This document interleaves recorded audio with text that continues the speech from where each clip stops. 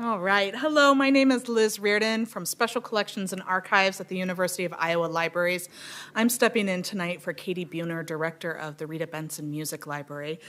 She couldn't be with us tonight, but hi, Katie, on live stream here.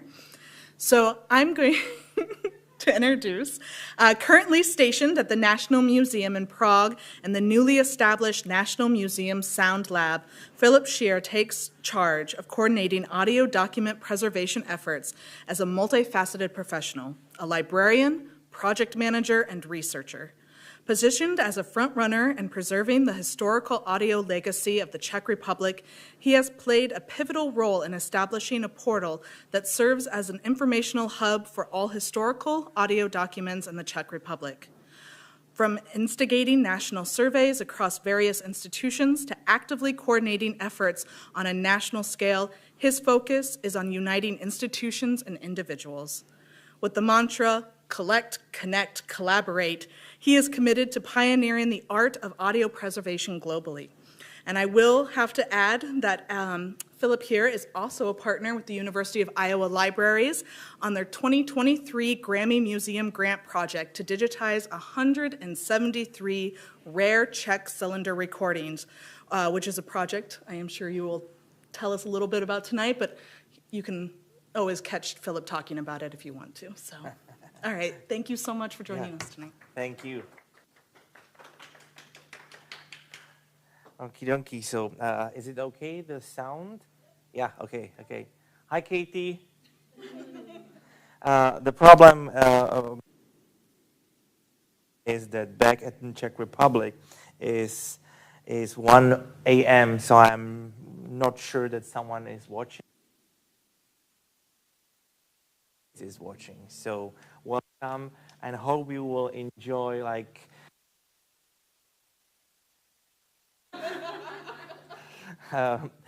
because you must be in the mood like these two comedians. So it will be a lot of fun, a lot of jokes, and it will be a 1 hour talk. So let's start. The first thing, and thanks for the introduction, the first thing about me is that I am just trying to rediscover what already was created, discovered, or happened. And it's really interesting if you compare that to the Laura and Hardy, like a comedians here in the United States. So this is Laura. Opposite way? No, opposite way. Opposite way. Laura Hardy. So everybody back at home know Voskovec and Werich. For the people here in the United States, the Voskovec is more called a George Voskovec, 12 angry man in the 60s, 70s. He was also detained during the McCarthyism, and he stayed here because the situation after the 1948 in Czechoslovakia. Werich stayed in Czechoslovakia, and both they were communicating through the letters and later through audio letters, which we found in Boston in the collection of George Voskovec and preserved. But this time will be more, and I'm really happy that still it's a May 8th, because it's a celebration of the end of the war, War II. In the Czech Republic is May 9th, so we must do it just here in the US. This is resistance, a battlefield for these two guys, because during the time when they were in the United States, 1939, 1945, 46 for the Voskovec, it was very hard to survive.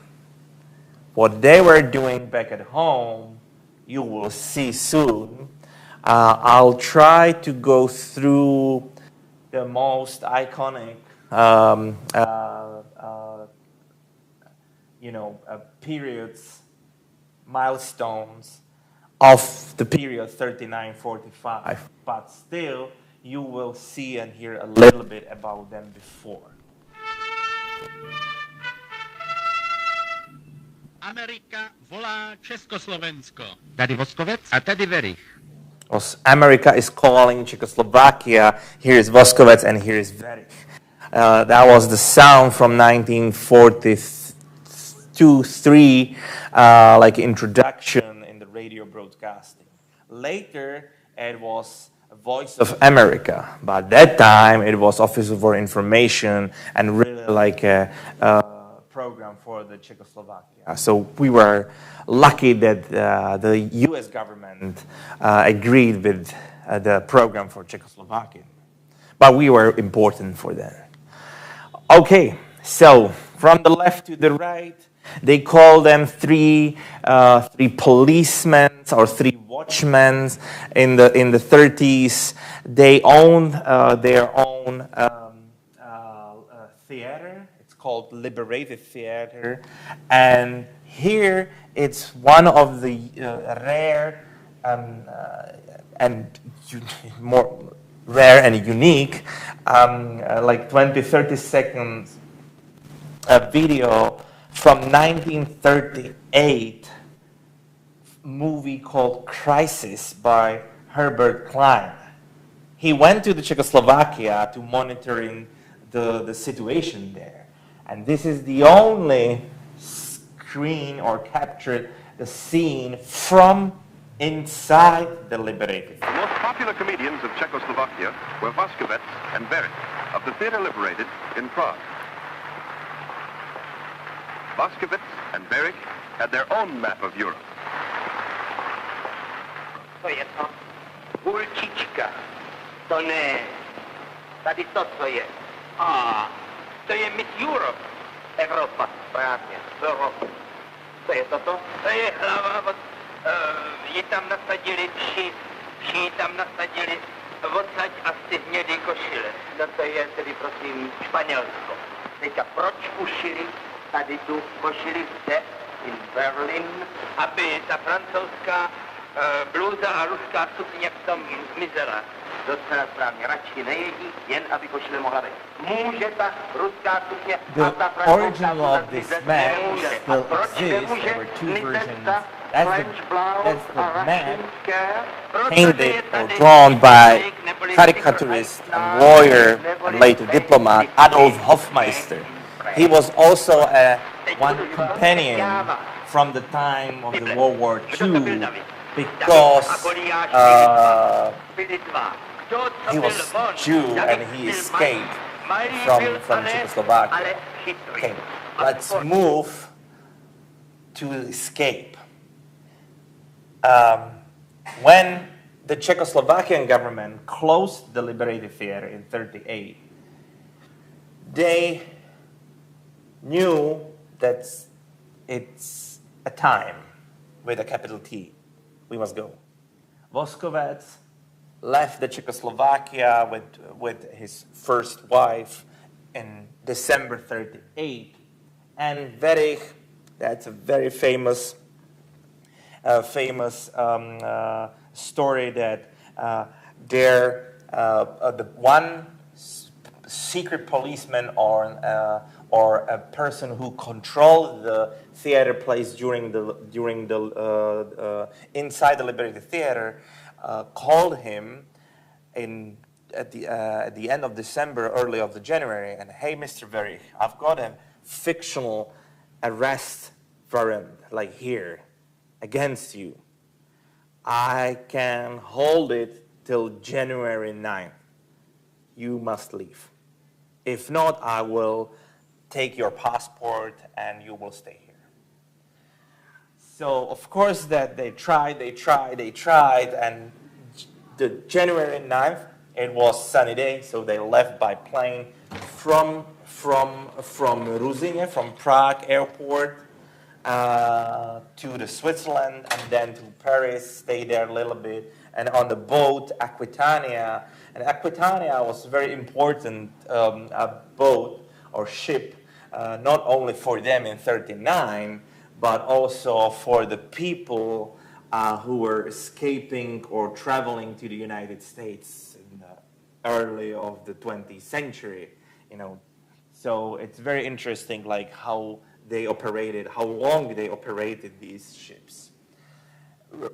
Remember these coats and hats and scarves, because you will see them in the newspapers in March 1939 before their first entertainment for the Czech Americans in New York. And you will see that this is on the ship, but later we will see the first picture on the other side of the Atlantic Ocean and newspapers. It's very interesting, like when you are looking on the information, yes, you can use the newspapers.com, you can put the Voskovec or Werich, you will find a lot of information, but few of them are information for normal living people are really good. Everything is okay. Wow, I read about them, but there are a few mistakes here about what they did. You know, it was written in 51, so it's almost 2-3 months after the U.S. government released George Voskovec from Ellis Island and apologized for 11 months watching a backside of the Statue of Liberty from Ellis Island. He later did also a movie, I Was Detained, I Was Accused, and can be found online. So this is something what will tell you a little bit about them during 39-46. Okay, we can finish our talk here, or we can go and see what's really happened. This is interesting. That will be heard immediately following a special We broadcast. found it online on NYPL, New York Public Library. From overseas, from Clinton Conger, United Press correspondent with the Ninth Army. Keep tuned to Mutual, the network for news from the for complete coverage of world events. Mutual now presents Jane Cowell, noted American actress. Miss Cowell has as her guests today Jan Werich and George Vaskarich. What happened after your theater was closed down? We came to America, of course. No stopovers? No stopovers. We didn't feel like Paris after Munich. You must have come here in 1939 then. 6 years ago. Oh, that's quite a journey in 6 years from Prague to Broadway. Yes, first we had no English, so we had no work. But in 3 months we began to talk a little. We must have sounded funny. Pidgin English, then broken English. You know, last year I was called for a part on Broadway. They wanted a Czech accent. I did not get the part. His accent was not Czech enough. Well, wait a minute, gentlemen. Where did you work first? At the Cleveland Playhouse. Then we went to Hollywood for screen tests. Orson Welles directed it. Oh, Orson. Well, what happened to it? Orson was very nice to us, but the test got lost. Then we came back to New York and made Czech records for the BBC. After that, we worked for the WWII. Beaming your broadcast to Czechoslovakia, I suppose. Yes. We have made more than 900 broadcasts shortwave. Again, the actors fight the war. Well, we do our best. But how did you get... So if we will finish this whole interview with them from the 45, it will be, almost the end. But still, a lot of information are, missing and hidden. So it's really interesting, like, to find the true or real story, like what was behind that. Of course, they escaped with Jaroslav Ježek, their composer and a music composer, and very important part for them during the singing the songs. So they brought also with them songs, the plays. And the idea in 39 was, let's do it for the Czech Americans. So they did for Czech Americans in New York. So in the Sokol, and it's still there, and the basement where they were, it's still there. I was there, and I talked to them. Oh, this is the basement where these guys were, preparing their entertainment in '39. All these milestones for them meant a lot for the future steps within the broadcasting, because what they learned in '39 is that, yes, we've been in these areas, and this is 41, but the area, New York State and Pennsylvania and Illinois, the towns like Cleveland, Baltimore, New York, Pittsburgh, very important cities for the Czech and Slovaks. So what they did for the Czech and Slovaks Americans, of course that in March '39 in New York, it was more for the audience from Prague who escaped 2-3 months ago. So they realized we must go west to the cities where are the Czechs and Slovaks. But after that, they realized, oh, they don't understand us.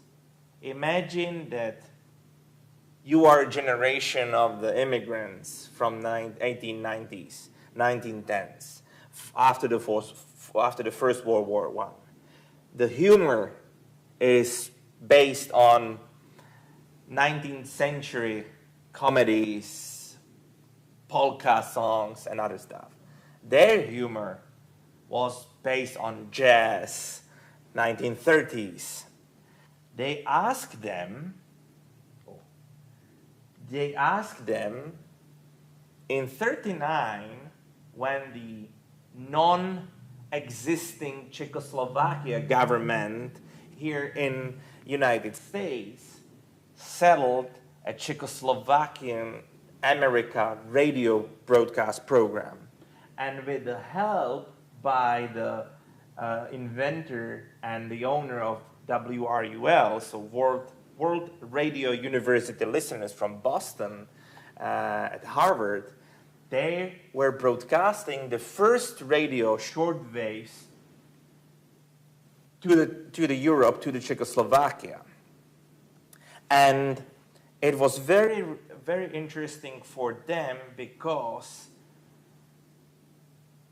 they received a 15 minutes time slot. And they asked, the Czechoslovakian government asked them, could you please do the programs for us? Like every month, one program. So they did. The problem was that they said openly that the Russians will help us to win the war. What happens in the mid-1939, Ribbentrop-Molotov pact against this idea, because it was, okay, the Russian will not fight against the Germany, Germany will not fight against the Russian. So I think what we found is that they stopped doing the radio broadcasting in '39 and they focused on the theater plays. So when they did in March and April the entertainment and the plays in the Czech and Slovak cities, they found one, that's the brownstone mansion, still there, but not the studio. But this is the place from where they were broadcasting. So I'll go there. Of course, that a lot of Czechoslovaks here in the United States help fight against the Nazis because the donations and help. And what we found about this picture, it's pretty rare because it's signed. But what we found is that they did like 70 pictures, the same pictures, signed that, and for anyone who donated the money that time, they just sent a postcard, envelope with this picture. So I'm pretty sure that here in the United States, there will be more than just one in the collection of the National Museum. Okay, I'll go forward because this. Back in the 30s, they did a jazz songs. But when the one company called Decca asked them, could you please do for the Bohemians or for the Czechs songs, like new songs, they offered the jazz songs, their own songs from the 30s. But the Decca said, no, we want polka. So the weird and funny and interesting thing was that back in Czechoslovakia, they were doing jazz songs. Here in the US, in the home of the jazz, they are doing the polka songs. So a little bit. Z vedlejšího domu, co jsem jí měl tak rád, vykládá teď kde komu, jaký jsem špatnej chlap, že prej mě kvůli tomu nemůže júzovat. A napsala mi psaní, nechci být tvou paní, však já si dojdu za ní, až si seženu džab a řeknu, já už tě nechci pádrovat, jinýho můžeš milovat. Byl jsem pro tě hloupej, no tak OK, ale jedno je šur, že takovou jak ty holku najdu na každém sidewalku. So you can hear that he is playing with the US, with the American words. Using like a Czech word. So okay for us means we are also using okay. It's the same. Na sidewalku, on the sidewalk. So it was a combination and play with the words. And it's pretty there. I know about like 3 or 4 of these copies, and I'm pretty sure that time Decca just published like hundreds of them. Okay, we heard a little bit about Cleveland. This is never published article about the 2 clowns go west. What is really interesting is that they are mentioning their apartment in New York for a price that in Europe you would have to spend for renting a 2-floor 17th century palace with an old part where you settle down in a 2-room 19th century apartment with an old kitchenette. That was the problem. Money. Back at home, they were millionaires almost. But here, there were nobody. The problem was also a language. So what they did, they met with someone called Tony. Anthony Gerrit Kraber, a very famous later, or also that time, a singer and song, most of the time a singer of the cowboy songs. And he helped them to learn an English. Together, this is in Pennsylvania, in Point Pleasant, in Bucks County, together they translated their plays for the Cleveland Playhouse. So when we heard that, we played the theater in Cleveland Playhouse, so they did. They did the Heavy Barbara, Těžká Barbara, and the next year, The Ass and His Shadow. But this is something Well, everybody knows the Casey Jones. But what they did and what they brought back at home to Czechoslovakia, a lot of generation in Czechoslovakia know the Strojvůdce Příhoda. But it was, they brought back in Czechoslovakia their own words. I think if you'd let me sing a little song, I'd be a lot better off. No jo, tak dobře, řekni to celý česky teďka. Líp zpívám, než mluvím. No to teprve poznáme. A co chceš zaspívat? Casey Jones. No a kdo to byl Casey Jones? Eisenboniák. To znám, to je hezká písnička.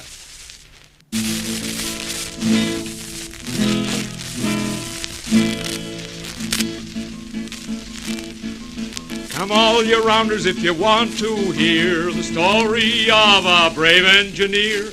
Casey Jones was the rounder's name. Was on a heavy 6/8 wheeler, boys, he won his fame. Caller called Casey at 4:30. He kissed his wife at the kitchen door. He mounted to the cabin with his orders in his hand, took his farewell trip to the promised land. Casey Jones mounted to the cabin, Casey Jones with his orders in his hand. Casey Jones mounted to the cabin, took his farewell trip to the promised land. Say, boys, don't you think it'd be better if you sang this in Czech and then somebody could understand it? Máš pravdu, Toníku. On říkal zrovna tady Tonda, že bychom to měli přeložit do češtiny a zaspívat to česky, abyste taky rozuměli. A Tonda by nás mohl přitom doprovázet, ne? To je výtečný nápad, tedy Casey Jones, strojvůdce, budeme mu říkat Franta Příhoda. OK. All aboard! Nastupovat!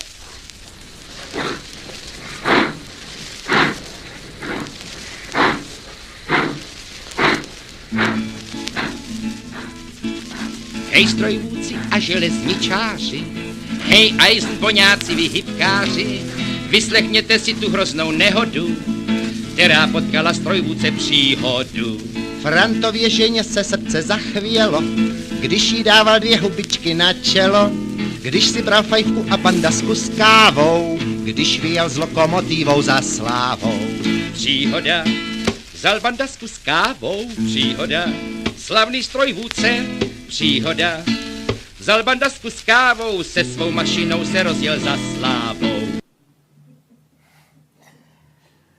They did like 7 different songs, traditional English or American songs. But during the time like 41 till 45, they also did a remix of Deep in the Heart of the Texas and other like iconic songs that time, I mean hits of that time. And they brought this back at home, and we found like these are the only recordings, like one recording for each. I think. Wait a minute, here. Oh, it's not here. It will be at the end. From the collection of Voskovec and Werich recordings from 45.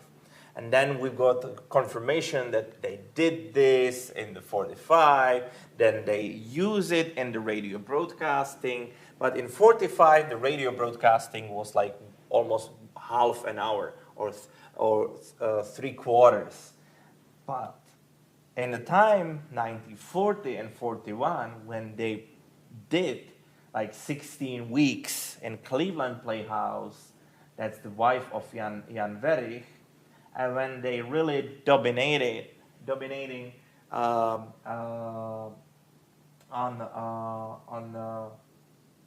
in the theater in Cleveland, they thought that, okay, this is a right direction for us.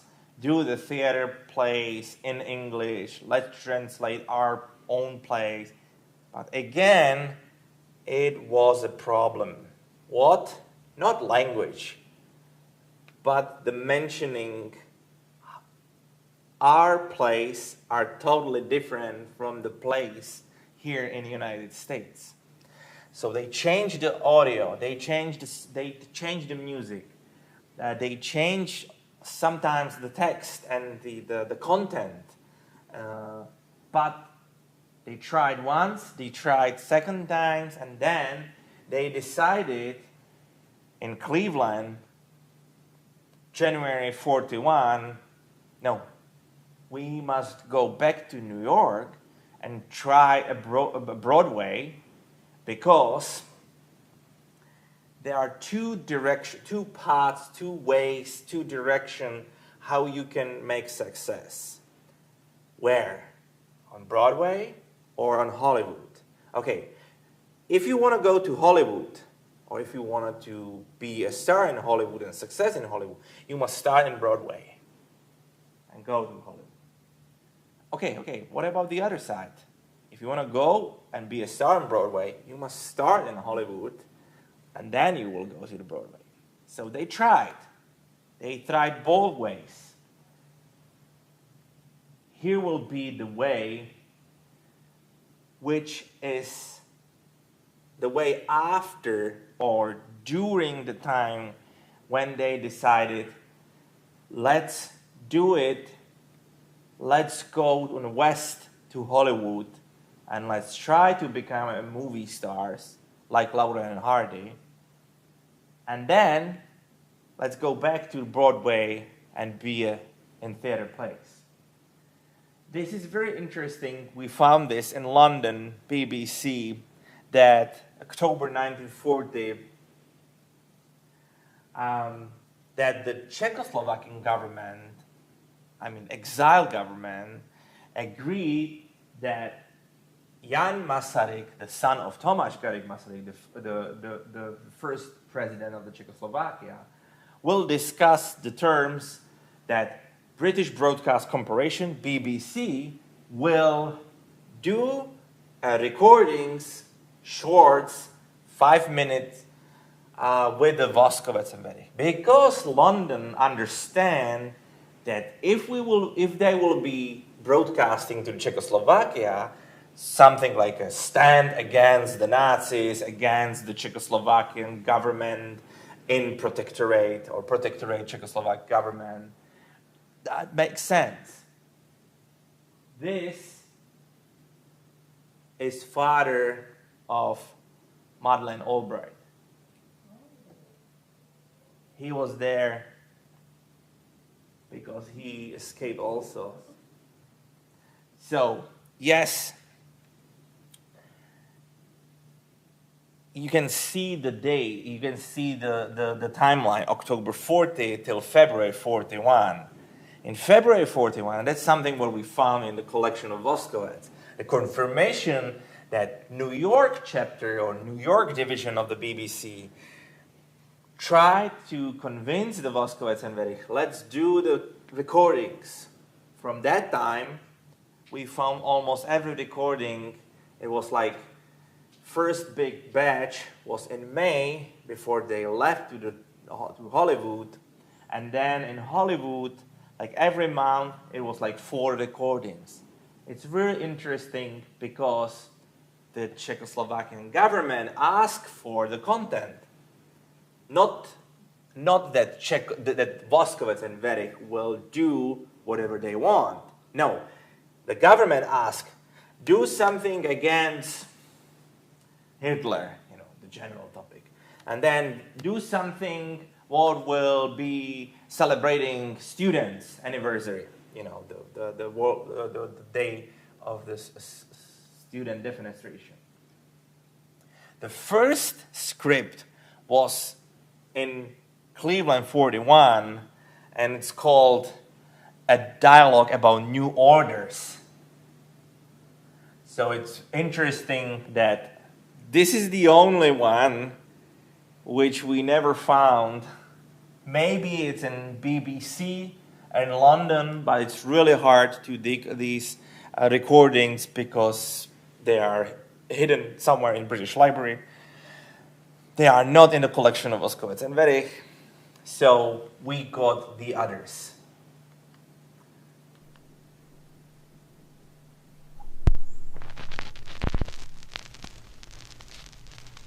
Tak jsem vám, pane, celý takový nesvůj. Prosím vás, a či pak jste, když jste nesvůj? To máte tak, to právě nevím, čí jsem.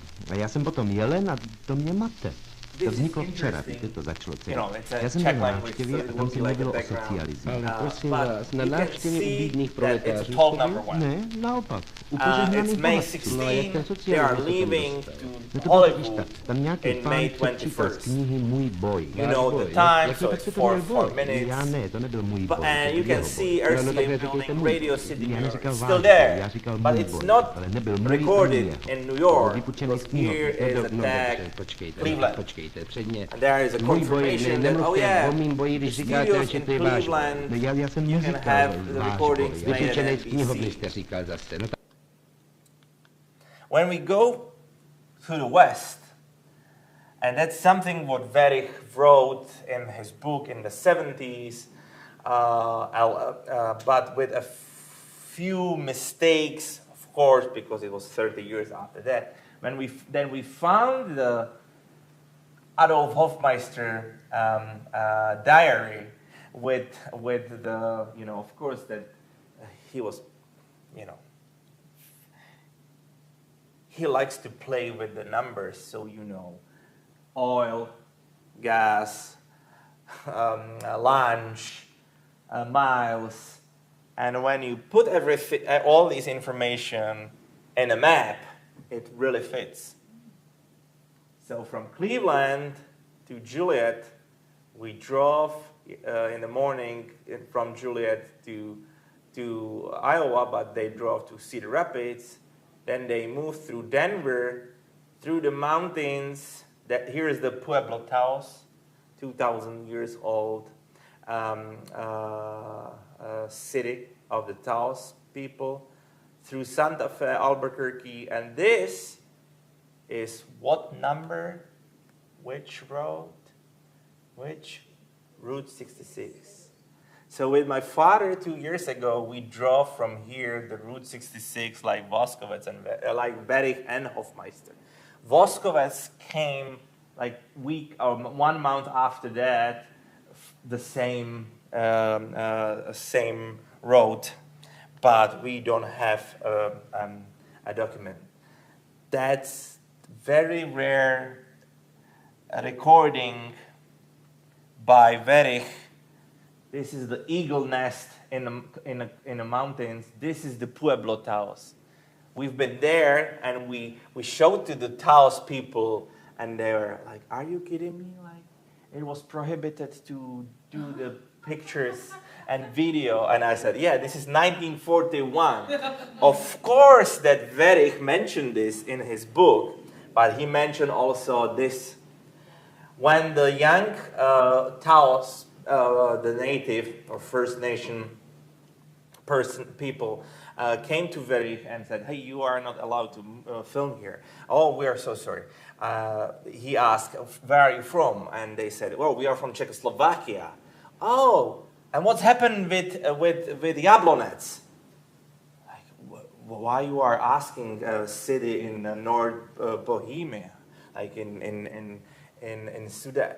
"Oh, because we are running out of a glass korálky.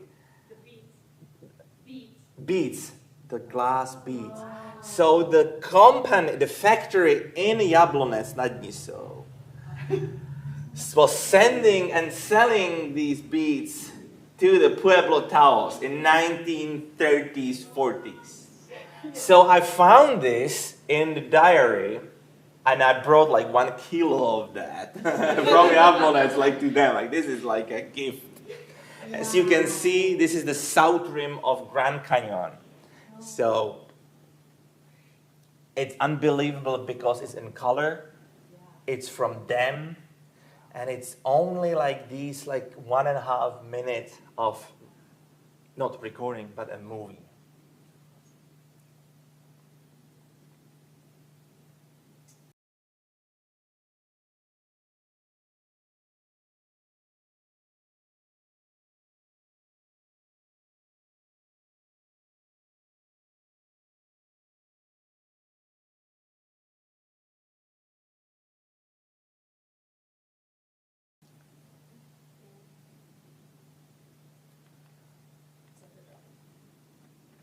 Very important person was for them the agent, the Hollywood agent, the German Czech Jew Paul Corner from Teplice, and the Corner company is still there in Hollywood.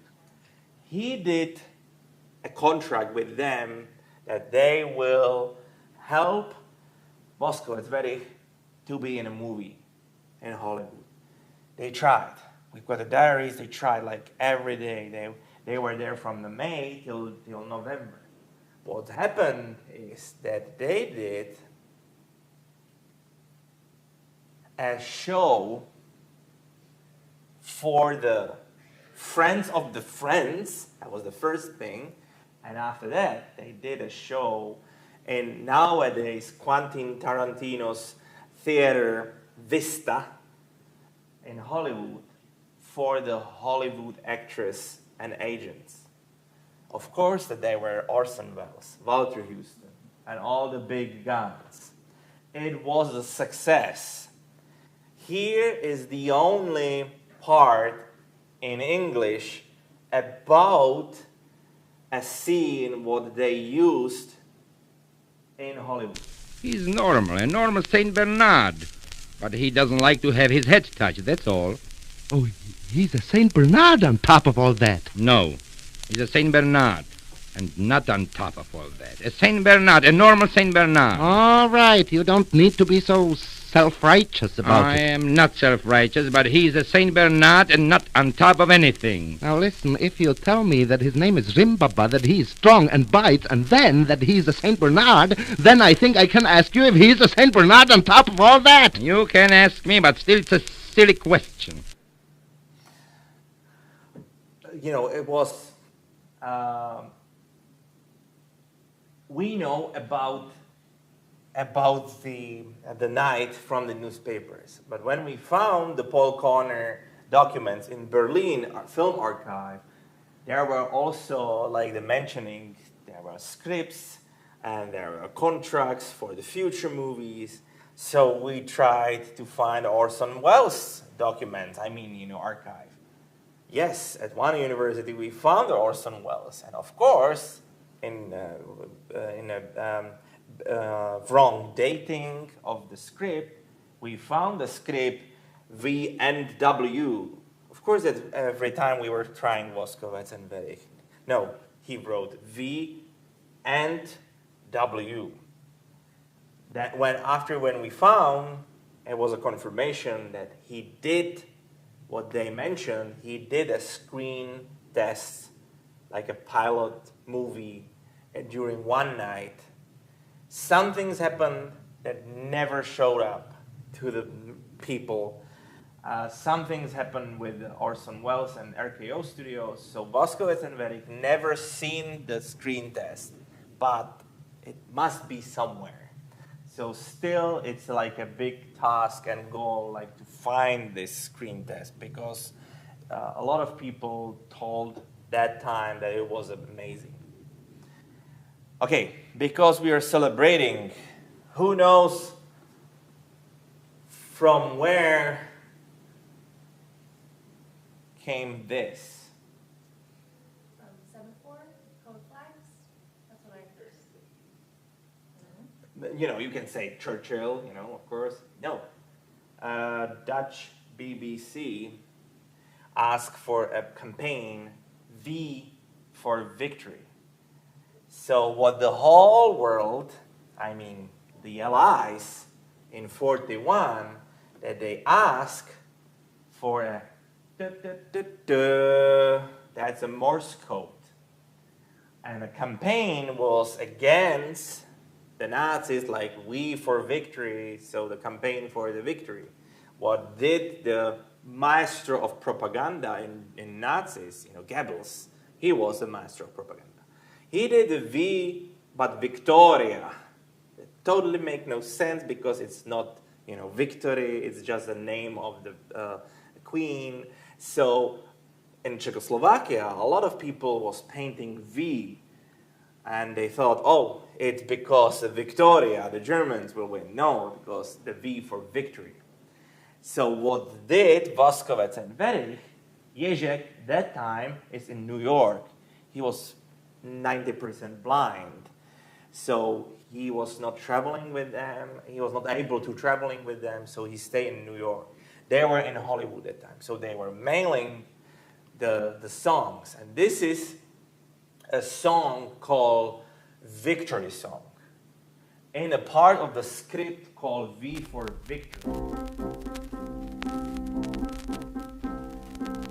Na vrata, na zdi, na věže, na komíny, napište V, veliké V, na čela zrádců, na paměť jejich viny, napište V, veliké V.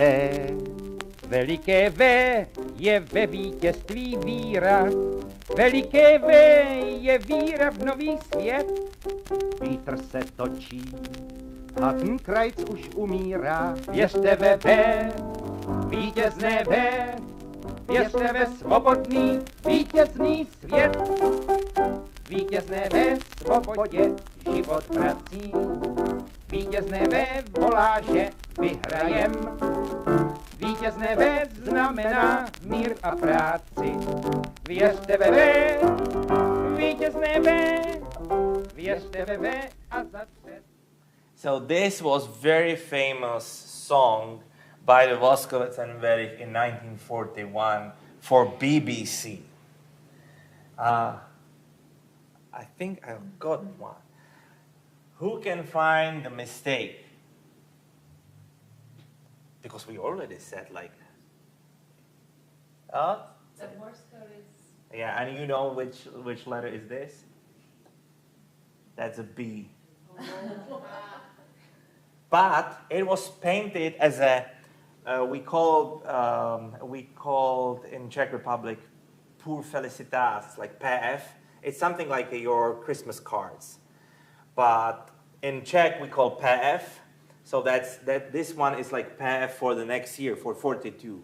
The problem is that this is Mussolini, you know, this is Hitler, this is Hirohito, Ježek, Voskovec, Werich. Ježek died in January 1st, 1942. And this greeting cards by Adolf Hofmeister in 41, it's with a V for victory, but with the wrong Morse code. So it's not a mirror ankle or something like that. Okay. These are just the confirmation from BBC archive in London that, yes, Voskovec and Werich are recording like 4.5 minutes pieces, 6 4.5 minutes. So they paid to the Voskovec and Werich for these recordings. You know, it was one side of the recording of the gramophone record. And what is really interesting is that, for example, sometimes they ask for rats and cats. You know, what you can use against the rats? Poison or cats? So what Voskovec and Werich did, and was broadcasted from BBC in London,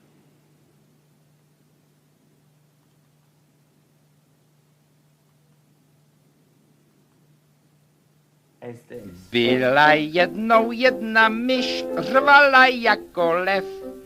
Já jsem vůdce světe, slyš, já mám čistou krev. Hej sasa, hop sasa, každá myš německá je rasa. Hip hip hurá je rasa. Postavil si na skále vůdce pyšný hrad. Je tam vzduch jak v kanále, je tam krysí smrad. Hej sasa, hop sasa, každá myš německá je rasa. Hip hip hurá je rasa.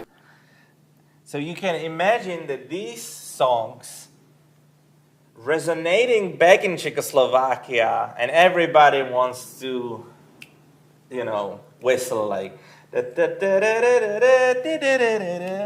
but it was a bullet in the middle of your head.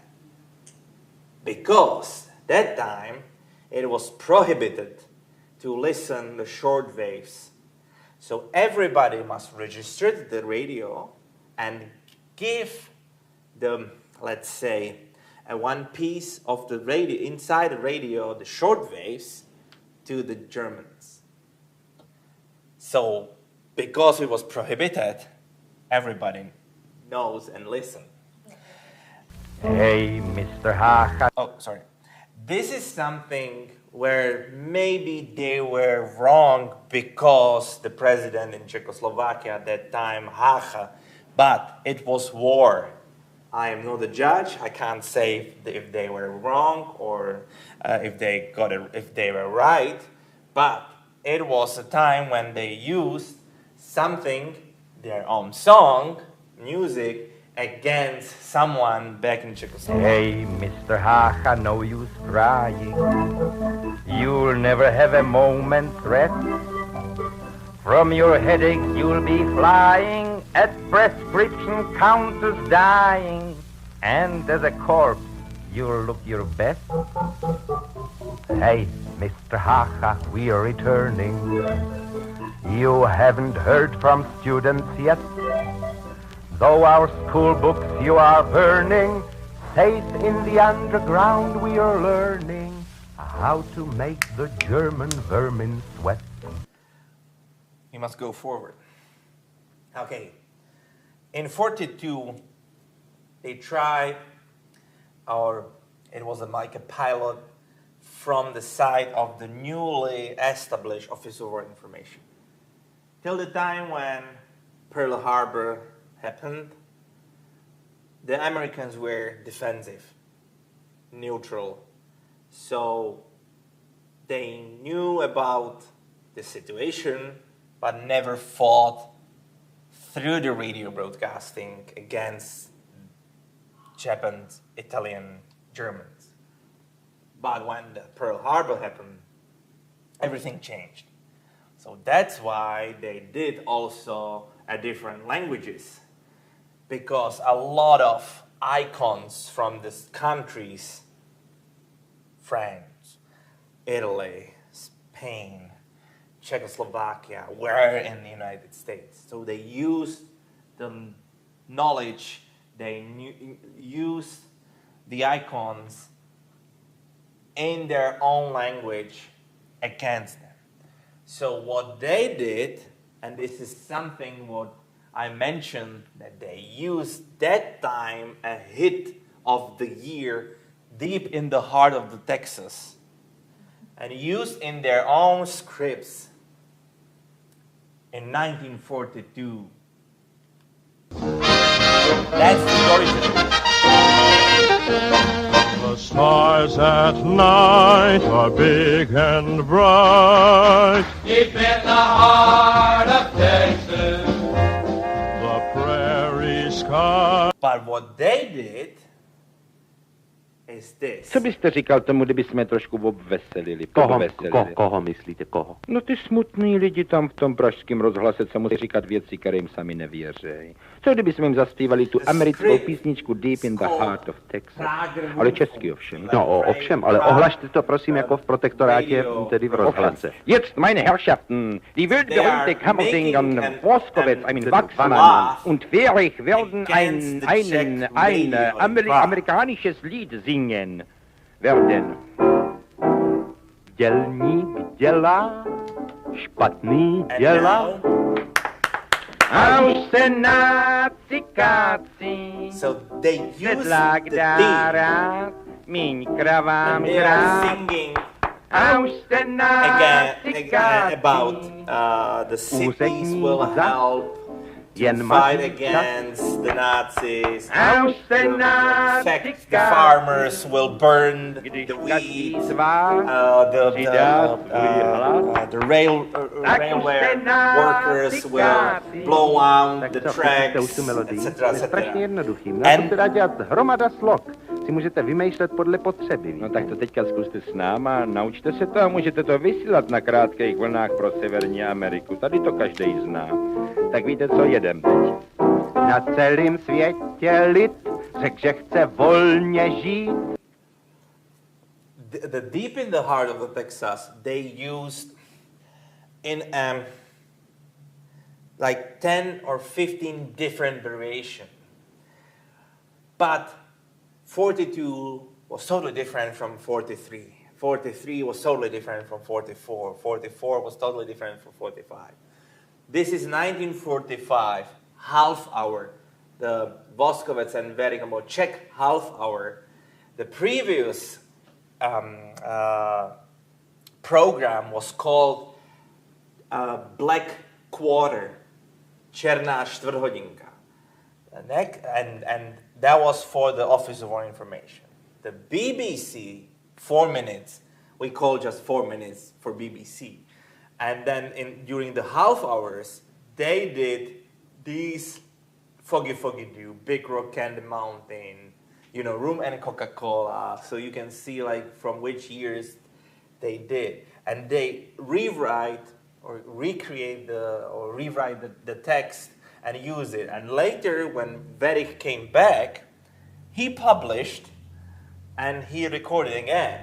Tento program byl součástí našeho krátkovlnného vysílání do Československa. This program has been part of our Czechoslovak shortwave service.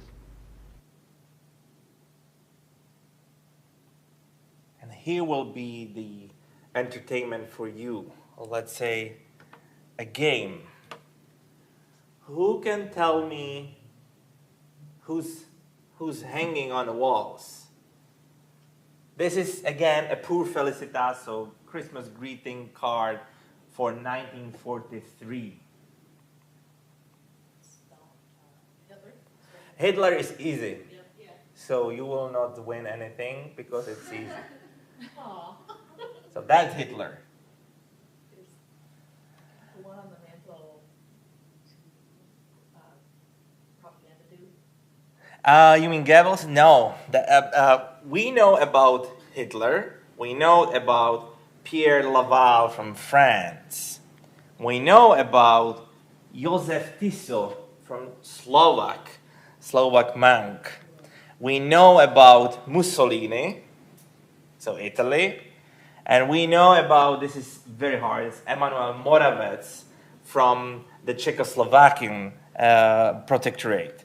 And this is the President Hacha as like a small, you know, monkey. So, and I think this one is the fat one. Well, not Goebbels, Goering. This one is Goering. This was published in the newspapers under the article "To the Czechs," but it's another like Pour Felicitas, the greeting card for the Voskovec and Werich. So Voskovec. Oh, that's the Weitauer, the guy from the newspapers. Okie dokie. What we did, we are trying to recreate some of their songs, so in a CD, and then also we did the vinyl version of their own original recordings. And that's all. Thank you very much for your time. Thank you very much for 1 hour exploring the Voskovec and Werich, the Czechoslovakian comic duo, and hope to see you next time here. So that's all from my side. Thank you. Do you have time for just a couple questions? Yes. When they came to the United States, and having played jazz in Czechoslovakia, and Decca wanted them to do polka, did they resent that? Were they okay with it? It was an order. It was a business order, so they asked for something. So the orders said, okay, give me the polka songs, and we will pay you for the 10 recordings. But never happened. Only 4 of them were published on Decca. The rest of the 10, the 6 of them just disappeared. They are not in Library of Congress, they are not in metal. Later, during the 41, 45, they used their own songs, so the jazz songs, for the broadcasting, and never did the recordings like for the Decca in 39. So it was just funny for them that we are coming to the homeland of the jazz, and they are asking us do the polka for the Czechs. Yeah, but the Decca totally understand not the situation, understand the environment, that the Bohemians are still here, and if they knew about the sales of the polka songs and whatever songs for the particularly Bohemian audience, they ask for they want. So, no, it wasn't. That makes sense. No. Feel free. Feel free. Now it's free. Before 7, it was $50. Oh, I can ask. Ask. Question.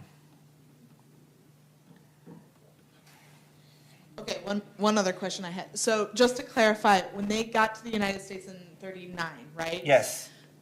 So were all their shows up until a certain point all in Czech, or when did they start doing shows in English? I think there were no show in English. Okay. The shows from March till May, it was like Manhattan, Astoria, Baltimore, I think Harrisburg, then Pittsburgh, Cleveland, Chicago in May. All these shows were in Czech language. But they realized, or they found, or they received not good feedback that, oh, you don't understand my jokes. If I will be telling you my jokes, and we are Czechs. But the differences between the generations are deep. And the differences between someone who's here from the 19th century, freezed with the WWII exhibition in 1891 in Prague with the couplets, and then you will hear da-da-da-da-da-da-da-da-da, and I will tell you this and I will tell you that. I have no idea. So then they realized we need to learn English, and let's translate our plays and do the Cleveland Playhouse. That was success. And it was the first time when they really did the theater plays. So it's not true when you read on Wikipedia, Google, that the first play was in Broadway. No, it was in 1940 in Cleveland, 16-week success. The second play, it wasn't a success. Then that's why they realized, let's go to the Hollywood. I'm pretty sure, and I saw the contracts, that I'm pretty sure that if the screen test was success, to at least 2 movies for $1,000 for them. So let's say 39, not good year. 40, let's say half of the year was good, or 30, or 1/3 of the year. 41, yeah, we are trying, do our best. We've got BBC, $50 for the one recording. That's good. But the success came at the end of 41 and 42 with the American government, the US government. Because then, every year they received $3,500 US. So that wasn't bad. So they survived. But during that years, Voskovec understand, I would like to stay here. Yes, I will come back. But I'm not the person who I was before the 39. Werich wants to see his mother, wants to be a clown in Czechoslovakia. But that's another story after 45. What I'm telling to everyone, that in 1939, or let's say at the end of 38, 39, they were in the wrong time, in the wrong place. In 39, or between 39 and 45, they were in the wrong time, in the wrong place. After 45, the same. So never happened what was before 1939. So it's sad, but he was successful here, George Voskovec. He was very well-known theater actor, freelancer. He did also good movies. Of course, on the other side, Werich was famous as a Werich in Czechoslovakia, but he was also silent many times. So that's a problem. But that's another story. Next time. Okay, we got a question from a lady called Katie Rude Bühner. I just would like to subscribe to their Christmas cards. I'll give you the JPEG, $10.